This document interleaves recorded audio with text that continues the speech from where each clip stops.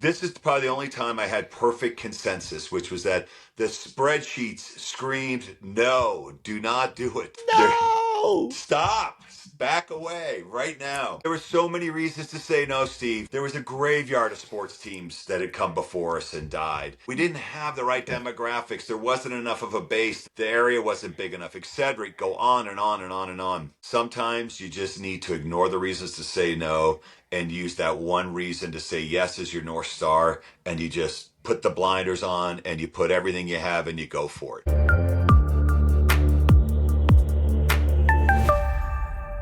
All the way back to the ancient Greek Olympics, sports have played an important role in our society. So often when we think about sports, we think about big market teams like the New York Yankees or the Boston Celtics.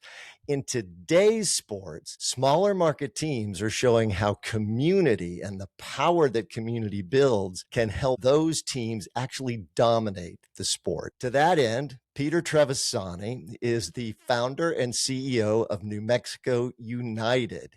He is the guy who brought this team to New Mexico. It's blowing up. It's burgeoning. We get to talk about all those things today. Peter, welcome to SmarterUmedia.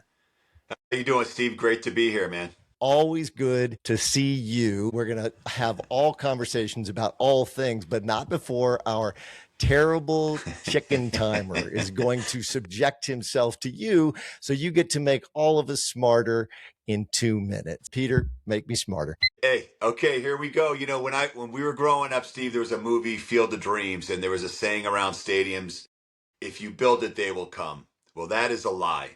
Stadiums are no longer a place where people gather for sporting events. They have become civic operating systems. There's going to be 300 stadiums either renovated or built in the next 3 years. And what they're being built for isn't what is happening on game day. It's what's happening before game day, what's happening after game day, the 300 days a year that there are no games. And so while you have your sports teams, the second derivative is what other programming can you have there? What are the community events you can have? Not just sports, flea markets, birthdays, bar mitzvahs, weddings, community movie nights. And then you take on top of that a third derivative. How do these stadiums now support their local environment, the local businesses, to be a tailwind for them? Additional housing, apartments, hotels, improved traffic. When I grew up, Fenway Park and the Boston Garden, it was dangerous when those games weren't being played because the lights were off. These stadiums now, the lights are on every single day. So these neighborhoods are becoming safer. And I think that is really now when people start thinking about their stadium, what I'd like them to do is start to think about how has this become now a civic asset? How is this actually a catalyst for a community, not just a place that we play sporting events and sport games? That's beautiful. 20 seconds left. You've gifted that to me for the rest of the day. There's going to be a time today when I'm going to need 20 seconds and I'm going to go, Peter, thank you. Thank you, Peter, for that. Here we go. So interesting, the role that the building plays to have a place with that kind of real estate in that location that's only 28 days a year or however many games you have doesn't make a whole lot of sense. So give me a little more of what that looks like in the New Mexico market that you're hoping to help continue to create.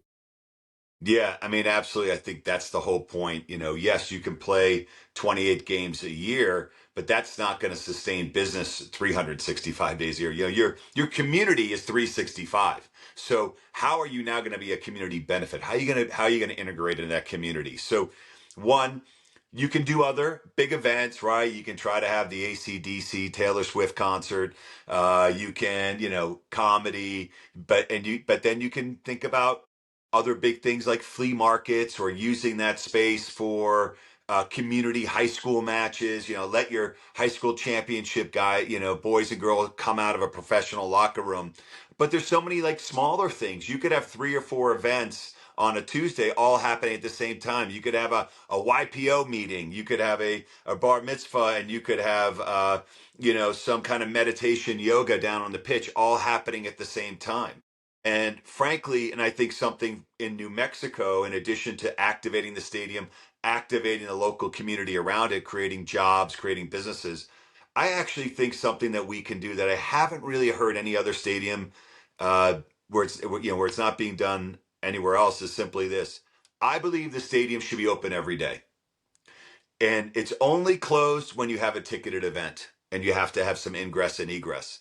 Otherwise, why shouldn't it just be like a park? And we could be doing this broadcast from a suite.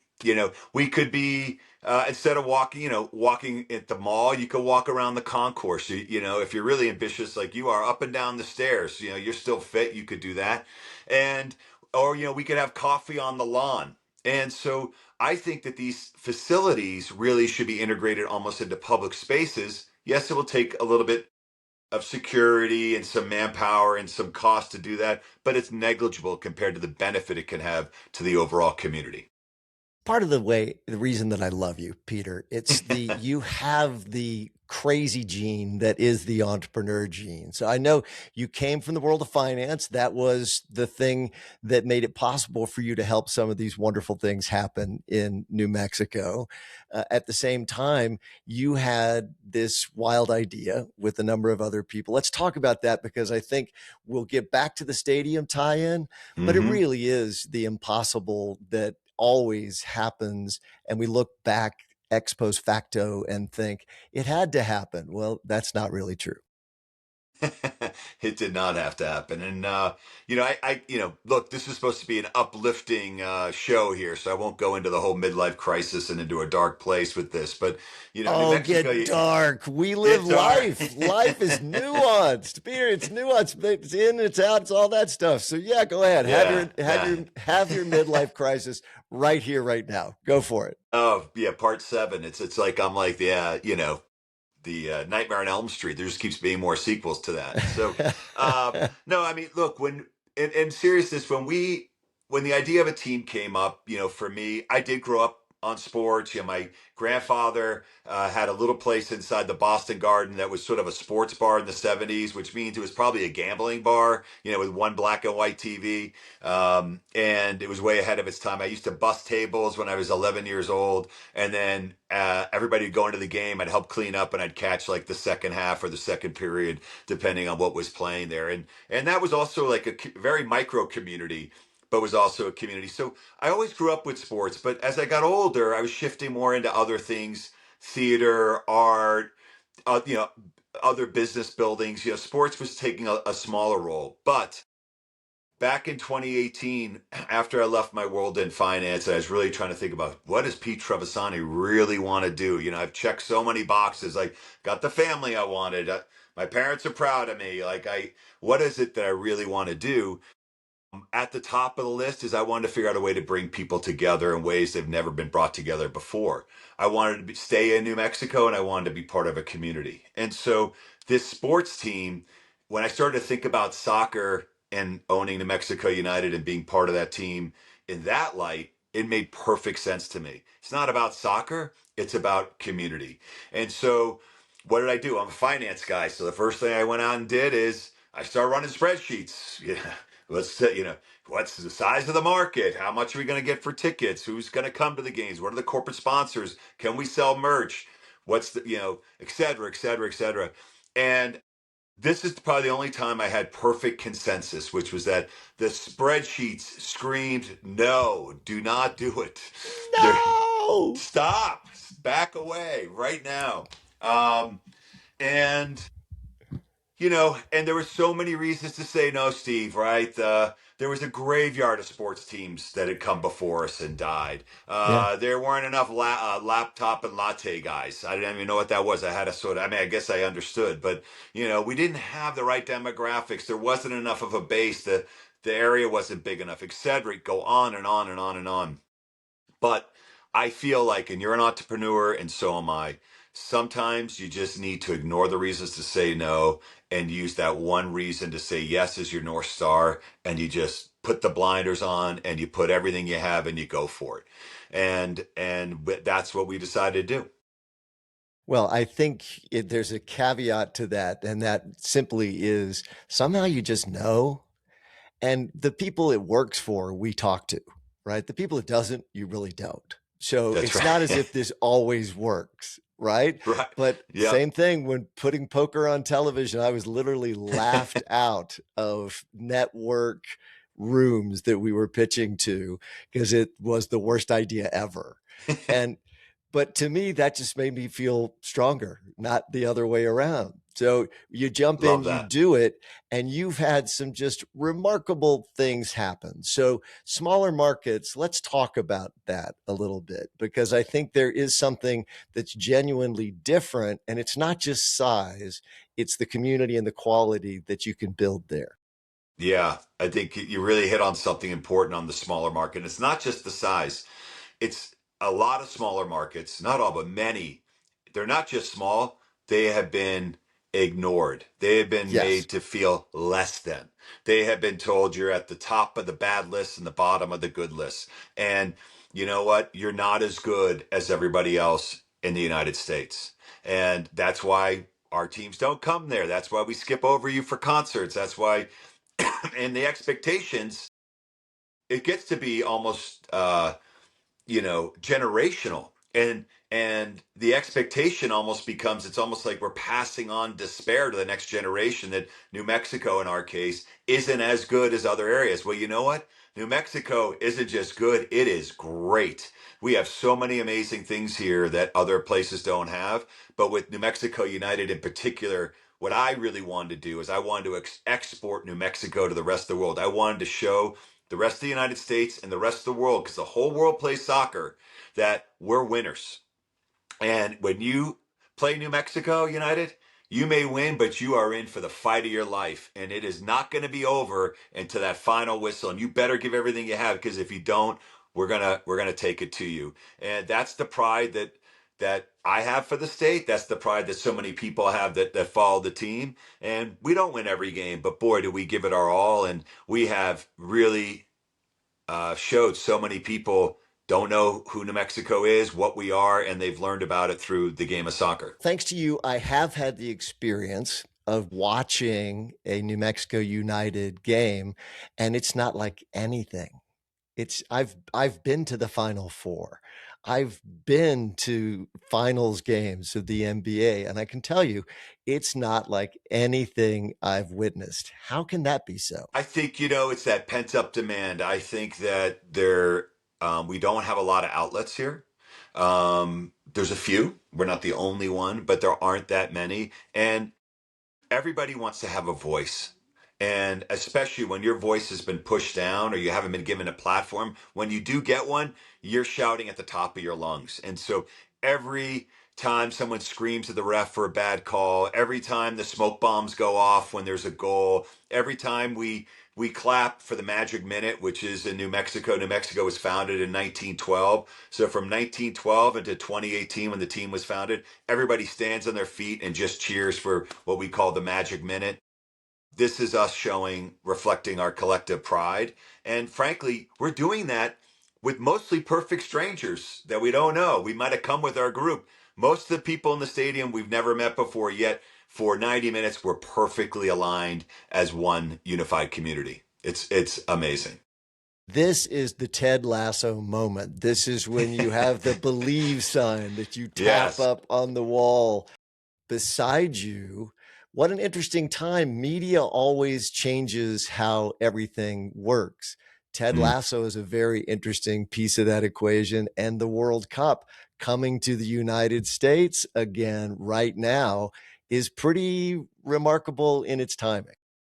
It is, and I think it's a good time for us to be reflective that while it's, on one hand you hear about the price of tickets and all this demand, on the other you hear, well, maybe not as many people are coming that were going to come before. Maybe it's not feeling quite as welcoming. So I think this is an opportunity for America to put all the differences aside and show the rest of the world why we are the best country in the world. And this is our chance to be inviting, welcoming, put on a show. And whoever does come, just like you said, we don't care about the people that aren't coming to the World Cup. Let's just focus on the tens of millions that are coming and the billions that are watching, and let them know that this is the greatest country. And we do that by being heart forward and being authentic and being the land of opportunity. Well, it is a great place. I find it hard to say it's the best country in the world if I can't name all the others, but I I I do think it's a great place, and I love the pride that we have in the place that we live, the state, in the country, and that other people have for the places they live. And I started Absolutely. by talking about the ancient Greek Olympics and the things that have over time allowed sports to bring us together in ways that we find hard to do otherwise. Now's a time when that's particularly relevant. 100%. And I think, when you get past all the media and all the hype and all the glitz and glamour, this is a chance for countries to compete in a beautiful in a gladiator type fashion. Hopefully nobody dies, I hope but not. hope Yeah, not, right? And no hopefully not doubt. even too many blown out knees or big injuries. But the fact is, these athletes are putting their athletic lives on the line potentially, right? They are putting it all in where they could have a devastating injury, and yet they choose to do that for their country and to represent the flag on their chest, and that's brilliant. So I have so much respect for every country that's in it, and I loved watching the smaller countries trying to fight to get in. And when you see a country like Haiti make the World Cup, or like a Sierra Leone, when you see these small countries make it, how do you not root for them? you know, and that's like the New Mexico of the World Cup, and they're on the biggest stage, and so you get to see them against England and Argentina. Beautiful. Let's talk a little bit about what soccer, football, it's so hard to know what to do, right? Because the entire world calls it football. We'll continue to call it soccer. But the New Mexico United is a part of the USL. The USL is this sort of blowing up, wonderful new part of the soccer world. How does it fit into sort of the structure of what I should think of as the sport itself? Yeah, absolutely. I think it's a great question. I think in America, where we call, football soccer, and we have our own way of thinking, which is we're our own country, we can do that. Us, A we can lot of do that. a lot of people want to think about it initially like as a minor league team, right? Oh, you have the MLS and then you have the USL. There's some major differences, and one of the big differences that in minor league baseball, for example, where you have a AAA baseball team, like in New Mexico, we have the Isotopes. Those players are controlled by the Colorado Rockies. They're controlled by another team. Ultimately, all the players want to try to get up on that team. All the coaches want to try to get up on that team. They're paid by that team, and winning the games isn't really as important about developing the player. The USL, we don't have any of that. We don't pray to any other god other than the Shield of New Mexico United. Our players are our own. They've come from all over the world. They represent the badge. Yes, would some of them like to play in the MLS or go play in Europe or play in Colombia and Argentina or their home country? Absolutely. And many of them will.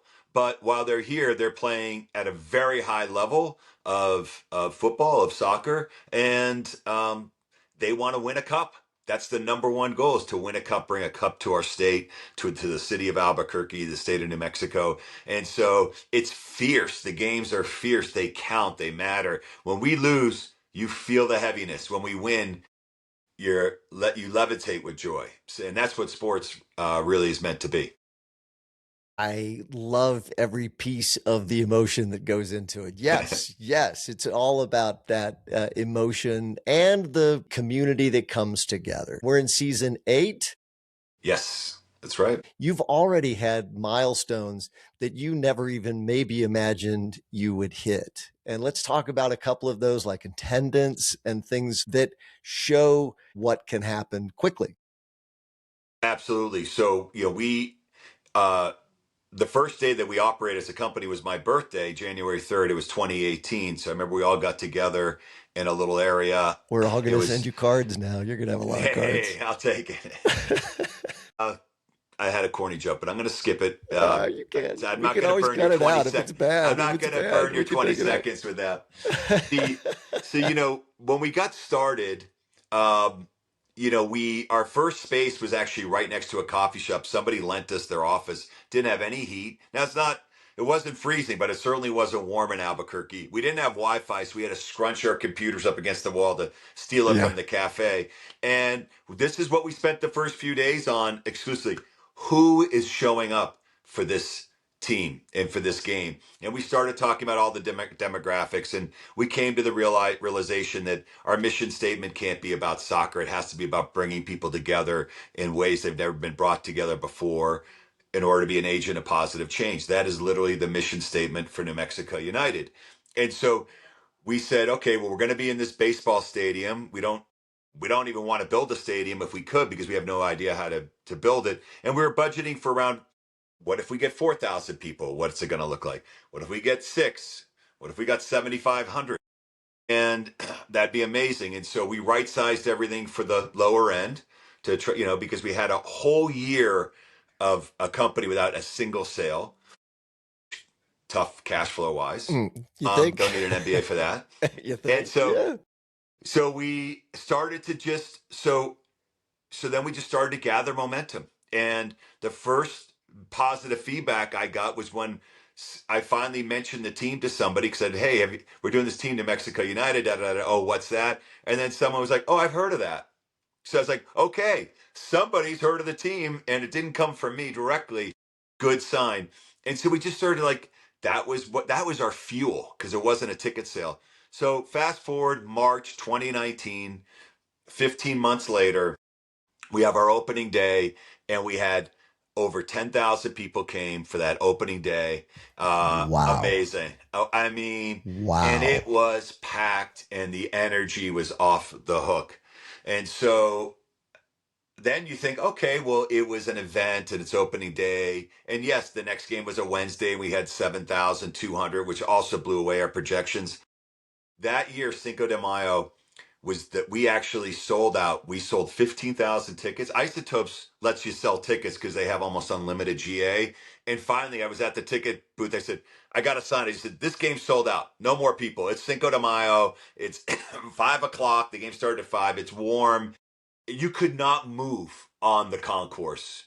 I Wow. mean, literally. And over 15,000 people. So that first season, we just blew it out. And our attendance is still solid, 9, 10,000 a game. Amazing for this market. And I'm so proud of the 9, 10,000 people that show up every single week to support this team. Story. I think Yeah. as entrepreneurs, we think we understand, but I don't know that we can ever understand the power of a story. And Hmm. when you say one of the first things you did was sit down and figure out what that story is, I think that's the thing. That's the way you get people to buy in and buy on, right? Yeah, 100%. I mean, we needed to, so many times a sports team becomes about you, the team, and not about the them, the they, or the us. And so one of the things when you look at the New Mexico United Shield, and I should have it, is on the side, it's a shield in itself, but the side, it's actually open. There's actually opening gaps on it. And that was on purpose because we didn't want the club to be its own little echo chamber in itself. We wanted the shield to be open so people could come and go as their lives evolved and changed. And everyone's welcome. And this doesn't always have to be the most important thing of your life. So we spent so much time making sure the team was for the people and not just to serve us. And I think that was a little more challenging. It didn't always present a great ROI on the surface for every little thing we did, but what we did do is we created bonds and loyalty and trust, and we made sure we never broke that trust. And I hope we haven't broken that trust, even when we have someone who's mad because they got kicked out for drinking too much. At least, we hopefully didn't break trust with them. And so this Right. is what we preserve every single day. And if we stick to that mission, how many people come isn't really as important as are we true to who we are. And that's how we're going to build a 100-year club. Every time you say it, and I've heard you say it a number of times, is lovely, right? 100 years is Yeah. a good horizon. Sort of, if you can't feel good, too bad about what happened yesterday or too great about what happened today, if Mhm. that's your horizon, because you're looking for something substantial and long term. Right. And it ensures you're always thinking about this outside of yourself. You know, I love the anti-aging technology, shoot me up, I'll take two or whatever, but the fact is I'm not going to be here. So it's going to be in somebody else's hands. And God, and you know what, it's when I see a baby, like a newborn at a game, and I've seen 3-day old babies at games, it's Crazy. incredible. And I'm like, finally, I'm seeing a fan who's going to be here for the 100th anniversary game. Finally, you They got one. exist. Yeah, they exist right now. There's going to be people that go to that game on that 100th anniversary that are going to say, I went to a New Mexico United game in the Yeah. first 10 years, maybe we got to wheel them out. Probably by then. No, they'll probably look like they're 32. But that's the point. That's the cycle. And ideally that person has their great grandkids at the game with them, and they're going to be the ones that carry it from year 100 to year 200. You are so passionate about this. It's working so well. You must have had a background in creating these kinds of things. And I think it's inspirational that you just didn't. Yeah, I mean, I did play sports growing up. I love sports. I talked about, being around it at the Boston Garden with my grandfather. I saw the power of it, and I certainly still root from, growing up in 30 years in New Mexico, but growing up in Boston, I'm a Pats fan. I always have been, even when they were horrible. And so that stuff's always been important, but I just felt that it was sort of dying out as I got older, and other things were replacing it, which was beautiful. And so yeah, so when this was built, I really wanted to make sure this wasn't just about like winning and losing. I didn't want it to be this sort of like, you know, the Raiders, like we're gonna kill you, like we're gonna dress in black, and if you're from the other team, you're dead to us. I was looking for more the opposite, the inclusivity of it, and how can you welcome your enemy into the arena, and then root against them, but then come together and break bread afterwards. So this is how we can grow. It's not always us versus them. It's just many times just us. And I'm digging also, though, into the business creation side, because that's Hmm. one of the things that fascinates us. That's what people come here for. So sometimes it Yeah. feels like, oh, I can't do that because it's not something that I've spent my whole life planning to do. You have skills, and you talk about spreadsheets. You have the ability to do things. You get other people on your team, and you remarkably can build things that perhaps didn't look like a direct line path of your Right. life. Yeah, I mean, I think that is true. If I'm being self-effacing and just I look back, I've always had entrepreneurial tendencies. The fact is, though, before New Mexico United, they're always for someone else's company, someone else's North Star and vision. I'm a team guy. I can get behind that. And oftentimes, what I would do in finance, for example, you get to build a team out that, yes, reflects the values of the company and your business line, but you can have your own micro community in there and the way that you do things and teamwork. And so I always found that it was great to believe in myself and have confidence. That allowed me to do a lot and good things. But when you can get others to believe in themselves and to gain confidence in themselves and create a platform that can bring those to the table, now you have an unstoppable army. And when you bring that into a company, you will absolutely blow away the competition, no matter what industry you're talking about. And I think there's something you haven't mentioned, but that I and doesn't get mentioned enough, but that is an outsider's perspective can be really powerful. Hmm. If you come in and you're just doing the thing that everybody's done, again, they make sports movies about this, right? This is where the all Hmm. the sports movies, the A's and those sorts of things. But if you can come in and put a different lens on it, you talk about your spreadsheets, but you look at things differently, you have a chance to build something different that others will follow. I appreciate you bringing that up, and you're 100% correct. And I'll swing it back to sports, but I'll go back to even finance because that's also such a broad category. I started my finance career at Lehman Brothers. I went over to London, England in the late 90s. Everybody's in finance. Every time I went out to get a beer after work or dinner, all everybody talked about were the markets. And there was no new idea generation because we were in this echo chamber. That's all everybody wanted to talk about. So I hated. I didn't like that. I was like, Wall Street's not for me. And so we took a step back with my wife Wendy. Came to Santa Fe. She actually got a job with a local finance firm, and I Hmm. joined a little bit later. But while we were looking at the same Bloomberg terminals, getting the same stock tickers for our information, while all that was the same as the people in London, nobody in Santa Fe wanted to really talk about finance very often, especially when the markets were down. So when I went out to dinner, instead of talking to another person in finance, I talked to a poet or someone that rode their mountain bike to the top of a mountain or someone that's, helping to feed the homeless and hungry. And so as we built that company in finance, we did it from an outsider's perspective. And so we didn't have to follow the herd. And that follow the herd mentality is a guaranteed, uh, bullet train to mediocrity. Yeah. And soccer, the same thing. I thought actually, I grew up playing American football. Soccer is kind of this boring 1-0 sport. I don't even, I've seen a If you few don't games. It's kind score of, 1,000 points, how can it be Jesus, interesting? yeah, this is horrible. But oh my God, I won't care. I won't be so vested in the games, so I could be an owner that's like detached and make good, unemotional decisions. And oh my God, did I get that one wrong, man? Yeah. I'm like at the front of my seat every single kick and every single whistle. So I love the games. A 1-0 game is the most exciting game in the world, potentially, and I have gotten emotionally invested. But at the end of the day, Steve, I'm an emotional guy, and I don't want to. Instead of looking at it like a weakness, I've just embraced it as an asset, and I use it to get closer to the players. I use it to get closer to our staff and get closer to the coaches. And by the way, that's not always great. We've got players, for example, that feel like my kids. That I care about them, not just how they are in soccer, but their lives and their families and where they're going.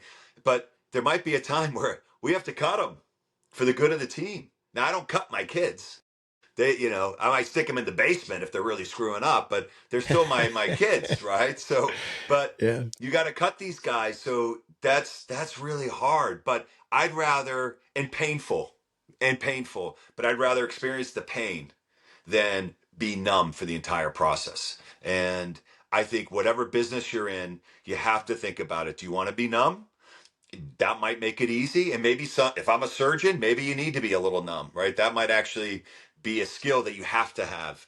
But I would prefer, if you can, if you're emotional, you can get so much more at a so much less, in my opinion. I think it's worth taking that leap. It is better to have loved and lost. Yes. I love how The you can say in 4 seconds what I took 140 seconds to say. Bravo. When you look at New Mexico United as a great example of what I think is emerging in sports all over the place, and not just the big sports, including football, soccer. The marketing world is so different because social media changes the equation. Hmm. You made that a part of the very beginning of what New Mexico United was. Tell me about it. Yeah, absolutely. When we were looking at the manual that the USL provided for starting a team, and now keep in mind, we didn't. Not only did I not have any sports experience, nobody in our organization had sports. Our head of social media was a teacher at UNM. And he wasn't teaching social media. And our head of marketing came from a whole different world. And the manual said hire 8 salespeople to sell tickets on the telephone. And I just sat there and I'm like, are we really going to have 8 people calling? Yeah. Hi, so and so, will you please buy a ticket to? I'm like, why would they buy that ticket? They don't know anything about it. And so Yeah. we decided I didn't hire any of those types of ticketing people. And we decided we are going to tell stories and we are going to show people what we're going to do through social media. And in there will be an invitation for them to join us. And if they do want to join us, yes, we'll have a little ticketing link there and so forth and so on. And so much of our early dollars went into storytelling, went into our Yeah. graphic design, went into our we had 3 videographers our first year.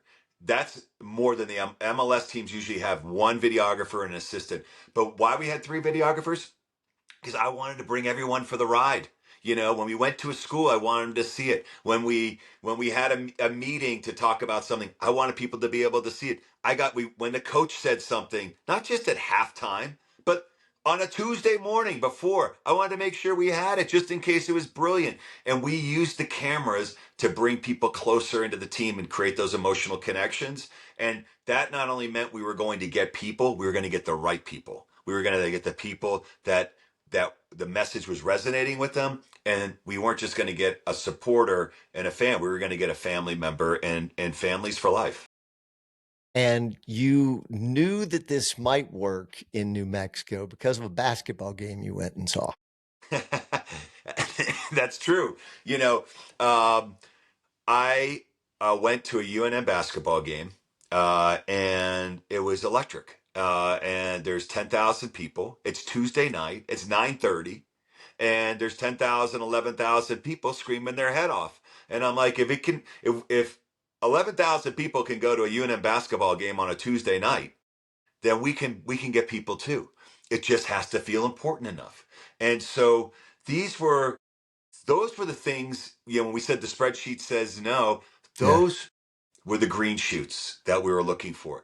Is there an event that gets people to come at the type of numbers that we would need? And the answer was yes, not very many, but yes. And by the way, UNM, which has a tremendous following in Albuquerque, New Mexico State, in the southern part of the state, when those two teams play, there's 30,000 people at the football stadium, and they're both great teams. It's not Alabama, Clemson, but it's what we have, and it's just as important to us. And so those are like, that's what I use to give me confidence, to give our team, because I had to be confident. If I wasn't confident, why would anybody else be? But that's how our team got confident that we could do it too. Are you heartened by OKC in the NBA, the Oklahoma City teams, and the sorts of Right. smaller Absolutely. markets? And I mean, that's New Mexico, I think of as being analogous in some ways to, Oklahoma and those sorts of places where they have grown to be dominant. It's something. Dominant. And Oklahoma doesn't have a huge population base. They do have some, maybe a few more corporations than we do, but it's not New York City, and they show up over and over again.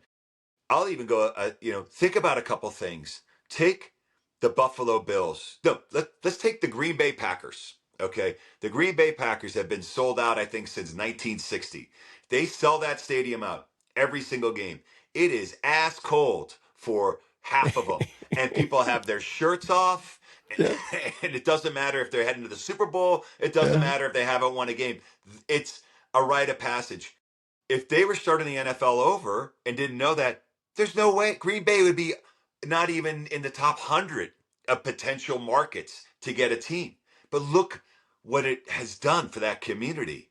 And the Buffalo Bills, Oklahoma Thunder, that was brilliant to bring that team there. I don't know that would happen today. I feel like they just snuck that in under the wire when they moved Don't tell anybody. the super set. Right. I know, right? And That's funny. and it's amazing, man. And I think we have to just, if all we're gonna do is look at the 30 biggest markets and stick the teams there, we are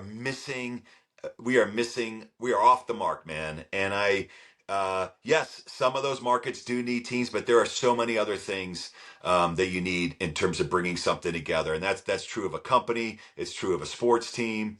It's true of art. Imagine if we only went to LA and New York to see our art and to find artists or people in theater. They exist all around us, and many of them end up still going undiscovered. Uh, but that doesn't mean they're any less great. And so we need to go in search of greatness. It doesn't come to us. Let's go back to your original talk about stadiums and what they can be, and really what the community can be that is built around a sports franchise. There are some amazing things already in New Mexico. Third largest art market in the country is in Santa Yes. Fe. That's something the Commerce Department tells us. It's not just something that we say, right? Those are important things. And then I think your affiliation with Meow Wolf is interesting. On the jerseys, for those of you who have Yeah. not seen, and you should come to Albuquerque and see a New Mexico United game. I tell you, you will love the experience. But on the jerseys, it says Meow Wolf, which some people know, a lot of people know, but a lot of people don't. So you had an association with them that I think even helped you decide to do this. Yeah, yeah, you're 100% right. Without Meow Wolf, I never would have had the the mindset to think about United in the way that it needed to be think about in order for me to get engaged and to do it. So Meow Wolf, for those that don't know, is what we call sort of an immersive art collective. What does that mean? Well, what that means is 15 years ago, a bunch of kids got out of high school. They weren't really made for the academic world. So instead of doing, they were artists, but no one would buy their art because it wasn't watercolors of landscapes that people from Dallas wanted to buy. So they ended up living together and they kind of would do paper mache and they would piece things together, art that you can crawl through and peer over and look in the eyes. And hopefully if you haven't, if you're sober, great. And if you're not, God bless you. Who knows what you're going to see. And they realized that people love their art. And so after 10 years of just creating this for themselves, not selling any of it, they finally got someone to take a chance. I won't go through the whole origin story. It's worth its own podcast and movie. But they finally got someone to believe in them, and they built in Santa Fe, which no one would think who's going to support an 18,000 square foot immersive art space. But they basically said, we are going to disrupt the art world. We're going to create art that we think people want, but aren't getting access to. And I love that. And I'm like, if Meow Wolf can be about art in that way, why can't New Mexico United have a soccer team that isn't just about winning and losing soccer games? It's about something bigger. Meow Wolf wanted to create jobs for 300 artists, and they've accomplished that mission. Yeah. And we wanted to, for me, I wanted for our athletes, I go to them, I'm like, you guys are pros. They would say, "Oh, this is amazing, Pete. 10,000 people." I'm like, you deserve more. I'm sorry, it's not 100,000. You are so good at what you do. Only a few people in the world can do it at the level you're doing it. You should have the entire world watching you. I'm sorry, it's not more, but this is what we have, and the people here love you. And by the way, we're going to make sure you're part of the community. So you're going to the schools, you're going to the hospitals, you're going to go do fun runs. You're going to volunteer. Yeah. And you know what? They like it. They love it. It's not a chore. And so, thank you, Meow Wolf, for inspiring me to think differently and for creating what you created. And I think anyone that's in a niche, I would say try to think about it in a different way. You might just be onto something, just like you did with poker. Because that's the fun stuff. The more people who Yeah, say no, the more you know it's going to be great. Because if everybody were already doing it, you wouldn't have a place. that's right. I mean, That's right. that is opportunity if you can make the thing happen, I think, each and every time. That's it. And you know this, Steve, and I know it. Most people just want to play it safe, and that's great. That's no problem. Like, yeah, who doesn't want to play it safe? Like, who doesn't want some certainty? Well, you don't, and I don't, thank God. But and there's a lot of other people that don't. But but that's okay. We all have a role in this world, and our role is to not play it safe. Our role is to experiment. We're the ones that just are going to go out on the boat, not knowing if the world is flat or round, but we're going to go take that chance. And then ideally, we're going to bring it back to everybody and say, hey, we can all take a step forward. It's safe to take a step forward. Maybe you don't want to go to the edge, but we can now push a little bit more. It's so beautiful. It's so rewarding. This is just humanness. This is how we move forward as human beings. By the way, it's definitely flat, just for Well, whatever. that's a given. I just didn't want to get I've political. gone on very long walks, and Just keeps going. it just keeps going. I mean, I'm just sure of it. I'm absolutely. Well, eventually sure. you end up at the moon, but that's a different topic. Let's see. I want to get to anything that nobody ever asks you. So you've done interviews. Been doing this for 8 years, and one of the things that you are is a good storyteller. So you know what your story is, but what's the thing that people don't ask you? The thing that you either wish you could tell somebody, but you just don't get a chance to, or that you're hiding and now you have to tell me. It's a smart question, and I'm glad you asked it. Um, I think that I've really tried to be extremely vulnerable in this journey, more so than 28-year-old Pete or 38-year-old Pete would do. the 48-year-old version of myself, which is when I started the team, um, wanted to be more of an open book, wanted to be heart forward, and in order to be authentic about that, I really did need to lay it on the line. And I'm not. My memory isn't what it used to be, so I knew I couldn't figure out some lies and keep down that track. And so I have really tried to be, as honest as I have. I do talk a lot about community, but look, we're also building a for-profit business, and so, I don't I don't want to get lost. You know, we may not be maximizing profits. This is something I have said, but with our team, we're not here to maximize profits. We're here to maximize positive outcomes. But profits aren't a dirty word. And it allows us, when we're making money, good things can happen. If we're losing money, it gets more challenging, and all of a sudden we don't have the open slate we have. So as we think about these community driven projects, community driven purpose, it's beautiful, but then you do have to also consider how you're going to support it.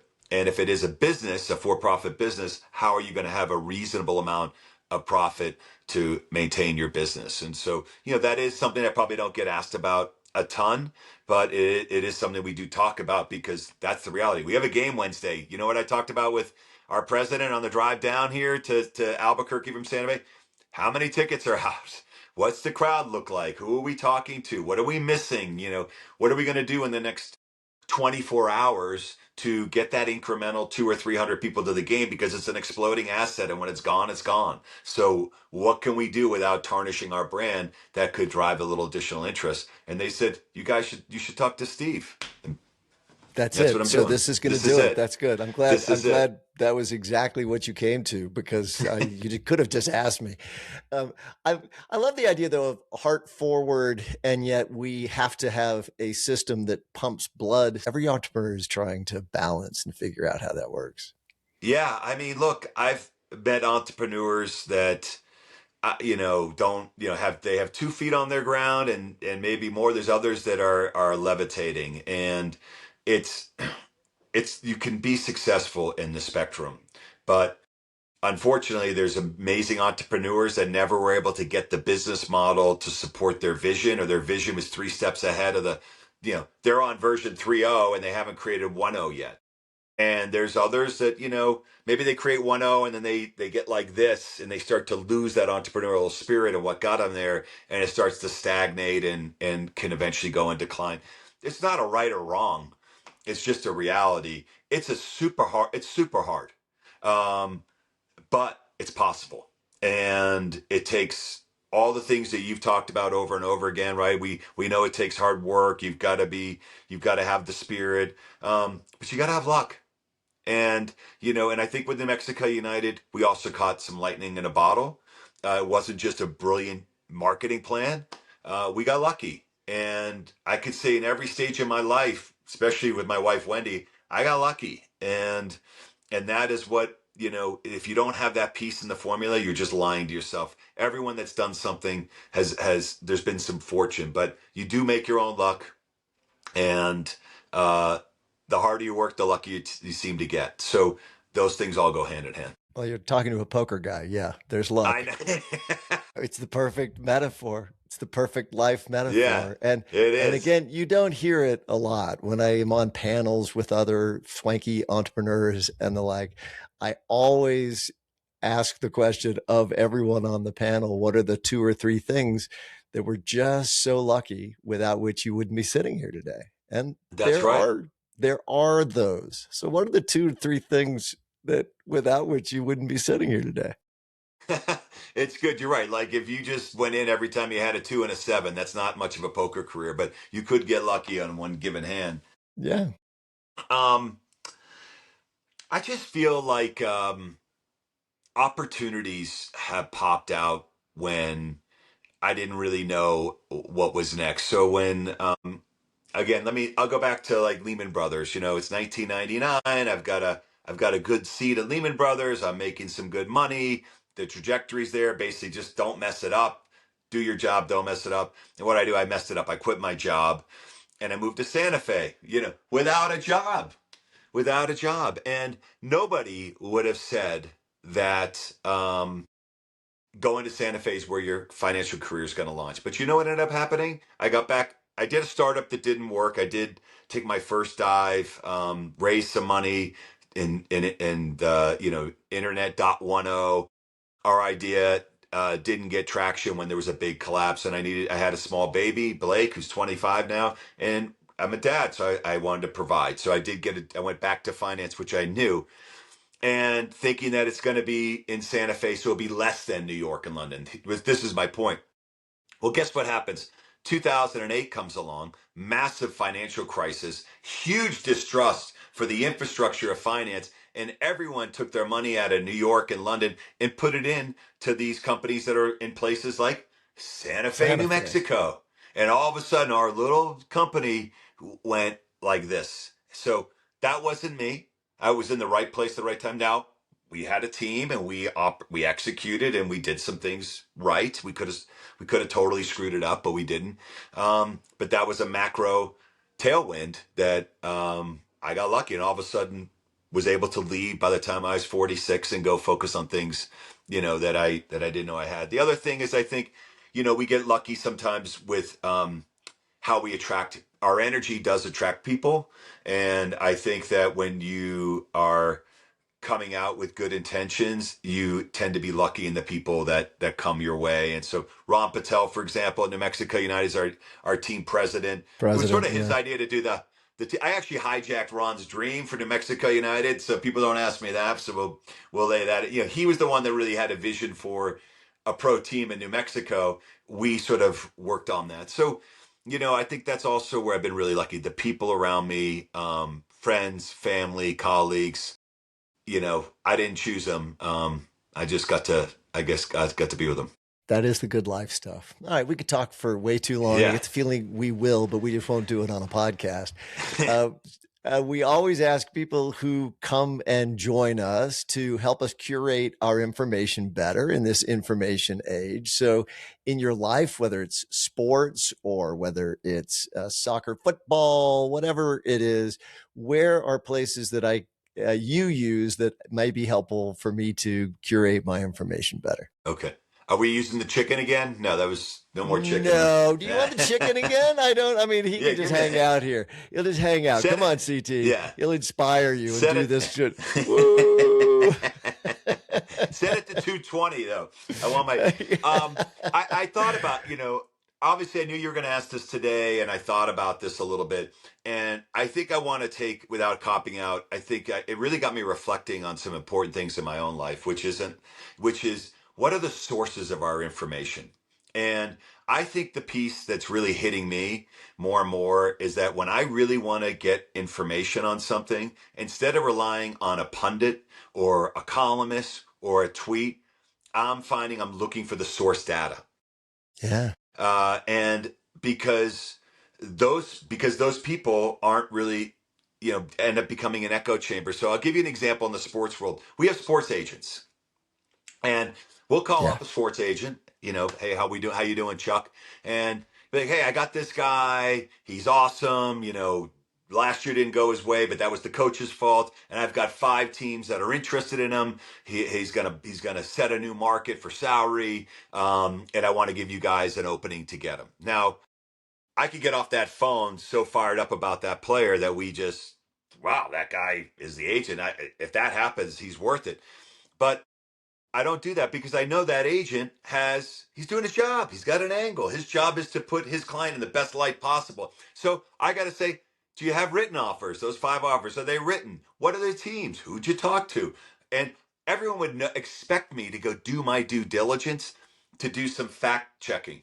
And same in finance.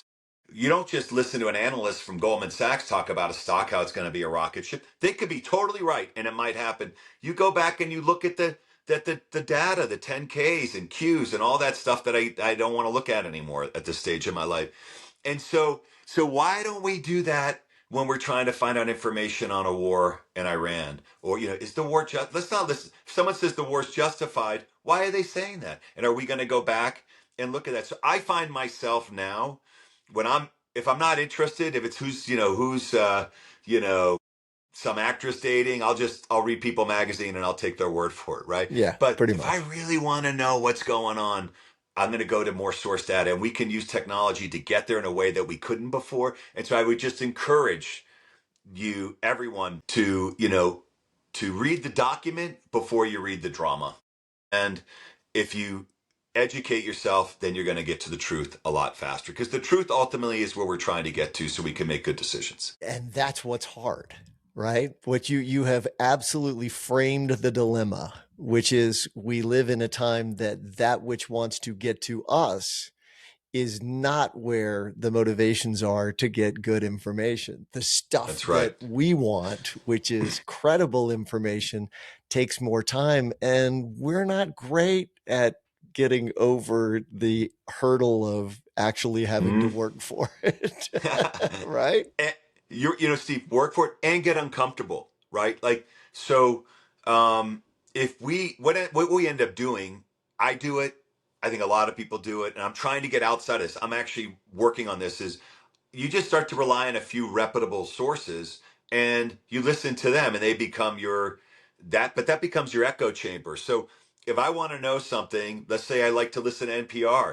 What if I also listened to Fox News for a week? And instead of like poo-pooing everything they said and dismissing it, just thought about what's their angle versus that. Now I don't know who's right and wrong. We can argue that. If I really want an opinion, maybe I go to the BBC and see what the rest of the world thinks America's talking about. And so I find I'll go to 4 or 5 different sources, often things that might be philosophically opposed to how I would consider myself to be. And that's super uncomfortable, but I want to hear what the other side has to say, so then I can at least frame a conversation. And if I'm talking to someone who comes from that other side, at least I know what they're being fed. And so now we can have a discussion potentially that builds a bridge, as opposed to just that's how could you believe that? How could you believe that? And then we're like that. And by the way, there's powers that be that want us like this. They don't want us together. So that's a whole different thing. So the more I learn, the dumber, the less I know. And I hope that continues to my last breath. Well, stay curious, stay open. That's what we always say. Stay curious and Yeah. stay open. And I haven't Amen. really opened that piece up, but I love that you're guiding us toward the thing beneath the thing, which to me is that people who are trying to get you information have incentives. And Always. understanding something about their incentives will help you filter. And I think that's a great thing to go away with. And some of them you don't want to listen to. I mean, some of those motivations, when you come to understand them, really are to keep you in your seat or to keep you Mm-hmm. clicking on the thing. And that is not an incentive that brings you information, because they just want to make you click again. That's right. That's the world we live in. So finding the ones who really care about giving good information, and they exist, you just got to look a little harder to find them.